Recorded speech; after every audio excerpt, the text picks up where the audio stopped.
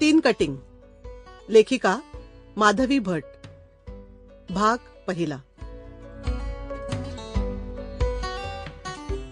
आज मी जरा भराभरा आवरलं. स्वयंपाक काय करायचा हा विचारच केला नाही.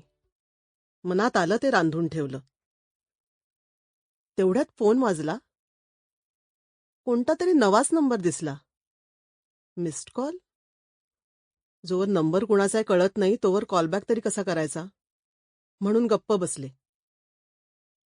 15 मिनिटात त्याच नंबरवरून 7 मिस्ड कॉल्स आल्यावर कॉलबॅक करून पाहणार तर नंबर चक्क स्विच ऑफ. कमालच झाली. कुणीतरी चेष्टा करतंय हा विचार मनात आधी आणून मन शांत करायचा प्रयत्न केला. इतक्यात दार वाजलं. कोण म्हणून पाहते तो श्री. तू आत्ता इथं कसा आलास अचानक? मी प्रश्न आणि आश्चर्य न थांबवत बोलले. हे तुझं कुरिअर. बाहेर मी आणि ते एकत्र झालो. मीच घेतलं मग. माझ्याकडे अजिबात न पाहता हातातलं कुरिअर उंचावून तो बोलत होता. नक्की कोणी पाठवलंय? काहीही लिहिलं नाहीये. त्या पावतीवर काही लिहून होतं का? मला ते कुरिअर बघून काहीच सुचेना. हो, कुणीतरी कीर्ती नावाच्या बाई आहेत, त्यांनी पाठवलंय. श्रीनं एकदम सहज सांगितलं. कीर्ती? कोण कीर्ती? मला काय माहीत. असेल तुझी मैत्रीण.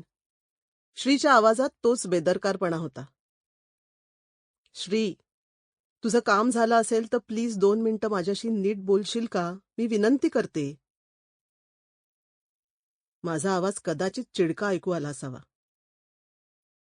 कारण ते ऐकून हसून माझ्याकडे पाहून त्यानं हो म्हटलं. काय आहे हे? कोणी दिलं? कीर्ती कोण? तिचं पूर्ण नाव काय?